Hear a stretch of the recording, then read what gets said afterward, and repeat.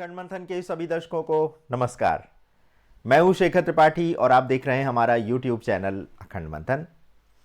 आगे क्या होने वाला है वेब सीरीज में, जैसा कि आप जानते हैं कि हम समसामयिक विषयों पर चर्चा करते हैं और आपको बताते हैं कि आने वाले समय में आगे क्या क्या घटनाएं घटने वाली हैं। तो इसी श्रृंखला में आज हम बात करेंगे इजराइल और ईरान के बीच छिड़ने वाले युद्ध पर। जी हाँ, ईरान ने इजराइल पर लगभग 200 मिसाइलों से हमला किया था और तब इजराइल ने कई बार ये स्पष्ट किया था कि वह 1 अक्टूबर को ईरान द्वारा किए गए हमले का जवाब देने वाला है। लेकिन आज 11 दिन से ऊपर हो चुके हैं और इजराइल ने ईरान पर अभी पलटवार नहीं किया है। आपको बता दें कि 200 से अधिक बैलिस्टिक मिसाइलें ईरान द्वारा इजराइल पर दागी गई थी, जिनमें से कई महत्वपूर्ण इजरायली रक्षा संरचनाओं पर जा गिरी थीं। और इन मिसाइलों का जो मुख्य निशाना था वो तेल अवीव स्थित खुफिया एजेंसी मोसाद का मुख्यालय था। तो इतना बड़ा हमला करने के बाद भी इजराइल ने अभी तक पलटवार नहीं किया है। इस घटना के बाद से इजराइल के प्रधानमंत्री बेंजामिन नेतन्याहू का कहना है कि इजराइल का जवाब वह बहुत जल्दी देने वाला है। लेकिन आखिर इतना विलंब क्यों हो रहा है? जब नेतन्याहू कहते हैं कि यह हमला बहुत गंभीर होगा, तो फिर यह सोचना पड़ता है कि आखिर यह कितना गंभीर हो सकता है। क्या इजराइल ईरान पर कोई ऐसा वार करने वाला है जिसके पास ईरान के पास पलटवार करने का कोई मौका ही ना बचे? क्या यह विलंब इसीलिए हो रहा है क्योंकि इजराइल किसी गंभीर रणनीति पर विचार कर रहा है? अब प्रश्न यह उठता है कि इजराइल के पास हमले के विकल्प क्या क्या हैं और ये हमले क्षेत्र की राजनीति पर क्या प्रभाव डाल सकते हैं। तो चलिए इस बारे में थोड़ी सी चर्चा कर लेते हैं। इजराइल ईरान पर जवाबी हमले के लिए कई रणनीतिक विकल्पों पर विचार कर सकता है, जैसे कि इजराइल ईरान के सरकारी इमारतों, तेल रिफाइनरियों और परमाणु सुविधाओं को निशाना बना सकता है। विशेष रूप से वह उन सुविधाओं पर ध्यान केंद्रित कर सकता है जिनसे ईरान की अर्थव्यवस्था और सैन्य शक्ति संचालित होती है। इजराइल के लिए ईरान की परमाणु कार्यक्रम को निशाना बनाना एक महत्वपूर्ण विकल्प हो सकता है। इससे ईरान की परमाणु बम विकसित करने की प्रक्रिया को सालों पीछे धकेला जा सकता है।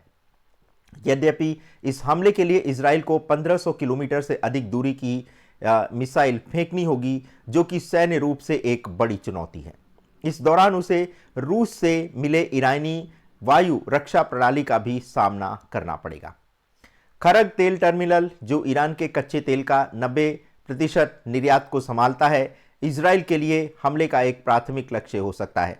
इस टर्मिनल से तेल का बड़ा हिस्सा चीन को जाता है और इस पर हमला वैश्विक तेल आपूर्ति को गंभीर रूप से बाधित कर सकता है, जिससे तेल के दामों में बहुत बड़ा उछाल आ सकता है और इसका प्रभाव सीधे अमेरिका और वैश्विक अर्थव्यवस्था पर पड़ सकता है।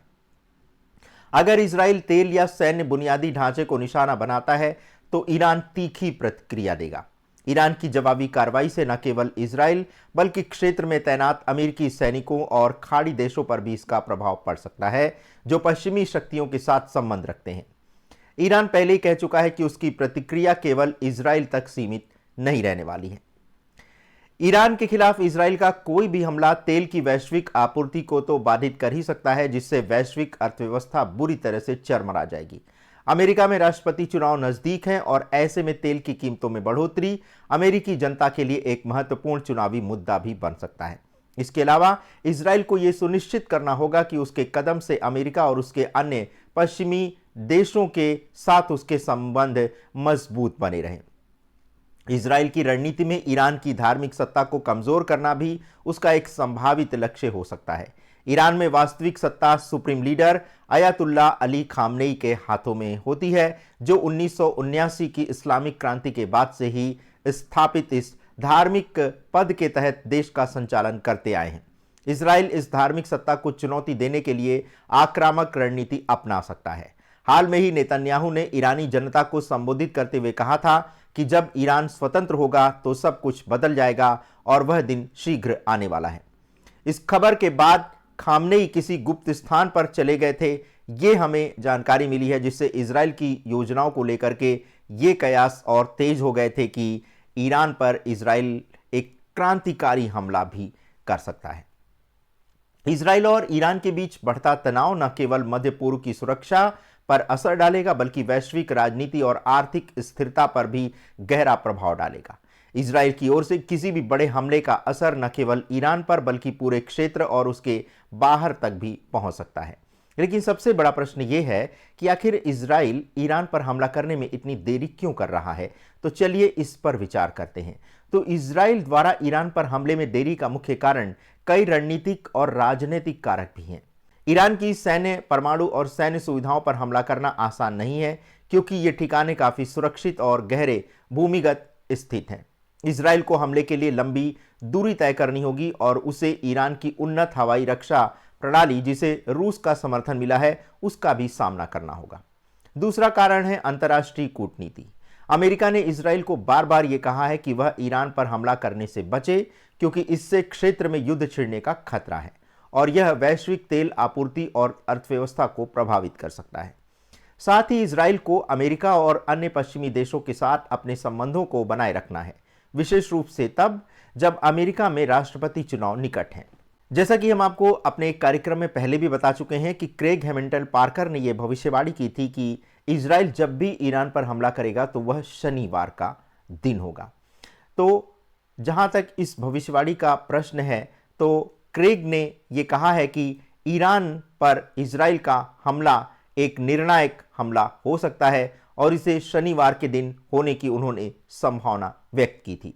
हालांकि उनकी यह भविष्यवाणी आध्यात्मिक दृष्टिकोण पर आधारित है, जिसमें उन्होंने बताया था कि यह हमला इजराइल के लिए मजबूरी बन सकता है, विशेषकर ईरान के बढ़ते परमाणु खतरे और रूस के साथ उसके गठजोड़ के कारण। अब प्रश्न ये उठता है कि क्या इजराइल ईरान पर हमला करने से डर रहा है और क्या इजराइल को लगता है कि ईरान पर हमला करने से रूस भी इजराइल पर पलटवार कर सकता है। तो चलिए इस मुद्दे पर विचार करते हैं। तो इजराइल ईरान पर हमला करने से घबराहट या डर तो नहीं दिखा रहा है, लेकिन वह सावधानी पूर्वक विचार कर रहा है, क्योंकि यह हमला कई बड़े जोखिम और परिणामों से जुड़ा हो सकता है।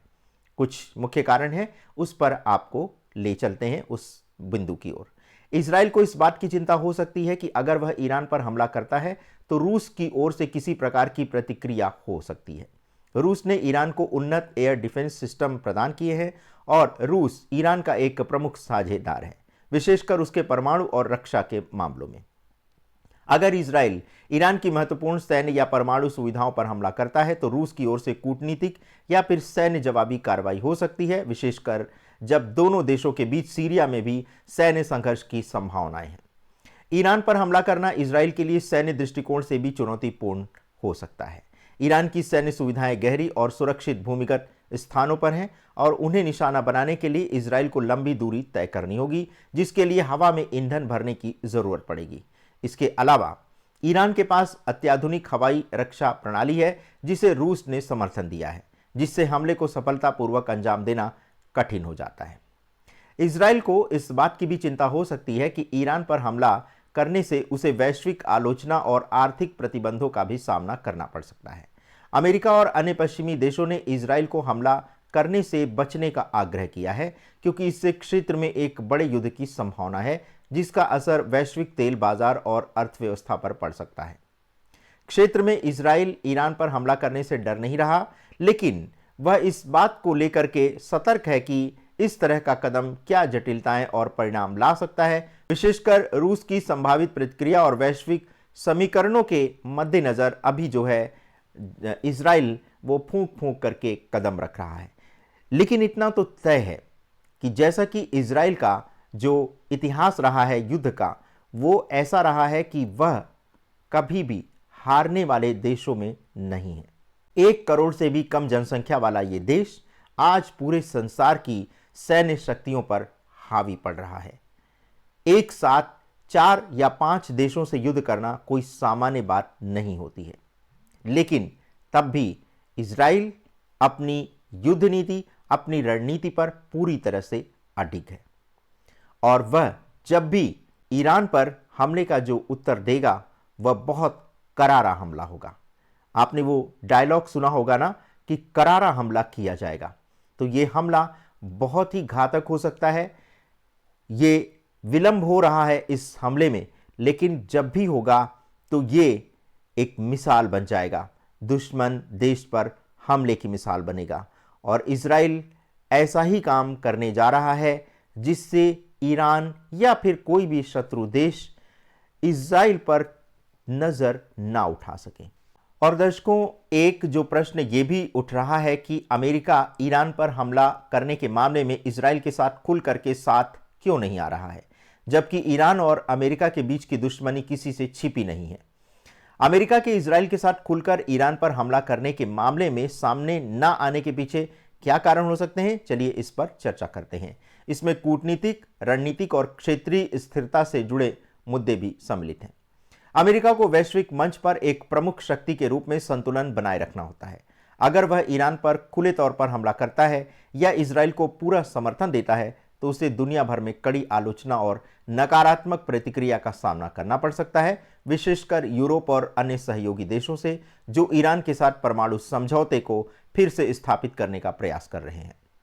अमेरिका ने ईरान के साथ कूटनीतिक संबंधों को पूरी तरह से नहीं तोड़ा है और वह सीधे सैन्य हस्तक्षेप के बजाय प्रतिबंधों और वार्ता के माध्यम से ईरान के परमाणु कार्यक्रम को नियंत्रित करने का प्रयास कर रहा है। अमेरिका यह समझता है कि ईरान पर हमला करने से पूरे मध्य पूर्व में अस्थिरता बढ़ सकती है। यह क्षेत्र पहले से ही कई संघर्षों और विभाजनों से घिरा हुआ है।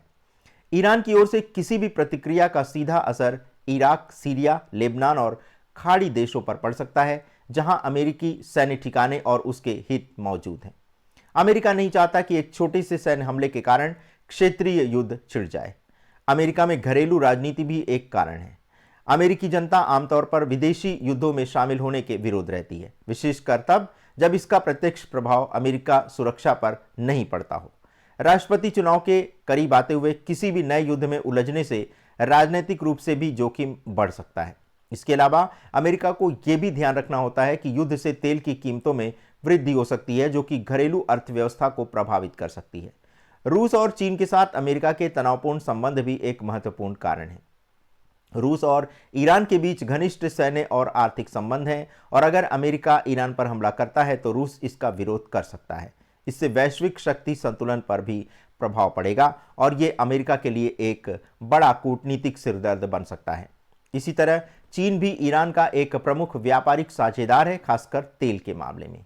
इन सभी कारणों के चलते अमेरिका ईरान के खिलाफ इजराइल के साथ खुले तौर पर हमला करने से पीछे हटता हुआ दिखाई दे रहा है और वह प्रतिबंधों, वार्ताओं और कूटनीतिक दबाव का उपयोग करके ईरान पर नियंत्रण बनाए रखने का प्रयास कर रहा है। अब सवाल यह उठता है कि क्या इजराइल परमाणु संपन्न देश है, क्योंकि इजराइल ने कभी भी अपने परमाणु क्षमता का सार्वजनिक रूप से उल्लेख नहीं किया है। एक प्रश्न यह भी उठ रहा है कि क्या इजराइल के द्वारा किसी भी शत्रु देश पर परमाणु बम से हमला किया जा सकता है। इजराइल एक परमाणु संपन्न देश तो माना जाता है, यद्यपि उसने कभी औपचारिक रूप से इस बात को स्वीकार नहीं किया है। इजराइल की परमाणु नीति को अक्सर अस्पष्टता की नीति के अंतर्गत माना जाता है, जिसके अंतर्गत ना तो वह अपने परमाणु हथियारों के बारे में खुलकर बात करता है और ना ही उन्हें पूरी तरह से नकारता है। यह रणनीति क्षेत्र में परमाणु निवारक के रूप में मानी जाती है। विशेषज्ञों के अनुसार इजराइल के पास 80 से लेकर 400 तक परमाणु हथियार हो सकते हैं। इस संबंध में इजराइल ने परमाणु अप्रसार संधि एनपीटी पर हस्ताक्षर भी नहीं किया है, जो अन्य देशों को परमाणु हथियार प्राप्त करने से रोकने वाली एक अंतर्राष्ट्रीय संधि है। इजराइल का परमाणु कार्यक्रम गुप्त रूप से 1950 और 1960 के दशक में विकसित हुआ, जिसमें फ्रांस ने तकनीकी और वैज्ञानिक सहायता प्रदान की थी। इसके प्रमुख परमाणु रिएक्टर डिमोना में स्थित हैं, जो नेगियो रेगिस्तान में है। यद्यपि इजराइल की सरकार इस मुद्दे पर न तो पुष्टि करती है और न ही इसका खंडन करती है। इस कारण से इजराइल की परमाणु क्षमता के बारे में सटीक जानकारी सार्वजनिक रूप से तो उपलब्ध नहीं है, लेकिन व्यापक रूप से माना जाता है कि वह मध्य पूर्व का एकमात्र परमाणु संपन्न देश है। तो एक ये भी संभावना दिखाई दे रही है कि जब इजराइल के पास हमला करने का कोई और विकल्प नहीं बचेगा तो वह परमाणु बम का सहारा ले सकता है। आज ही हम ग्रेटर इजराइल के बारे में बात करेंगे कि ग्रेटर इजराइल का सपना क्या है और क्या इजराइल अब ग्रेटर इजराइल बनने के निकट आ गया है। हमास के साथ उसका जो ये आरंभ हुआ था युद्ध, वो क्या ग्रेटर इजराइल की ओर संकेत कर रहा है। आखिर ग्रेटर इजराइल का पूरा कॉन्सेप्ट क्या है और इसका बाइबल से और यहूदी धर्म ग्रंथों से क्या नाता है, क्या संबंध है, इस पर हम चर्चा करेंगे और आपको बताएंगे कि आखिर ये पूरा मामला क्या है और ये युद्ध क्या ऐसे ही आकस्मिक रूप से आरंभ हो गया है या फिर इसके पीछे कोई ईश्वरीय शक्ति भी काम कर रही है। क्योंकि आप भी ये जानते हैं कि यहूदी ही एक ऐसा देश है इजराइल जो कि उसका कोई धार्मिक स्थल अभी तक नहीं है और वह अपने धार्मिक स्थल को तभी प्राप्त कर पाएगा जबकि वह ग्रेटर इजराइल का निर्माण कर लेगा। तो इसी पर हमारी अगली प्रस्तुति आज ही आप देखिएगा रात्रि 8 बजे और इस प्रस्तुति में हम आपको पूरी तरह से विस्तार से ये सारी जानकारी देंगे। धन्यवाद, नमस्कार।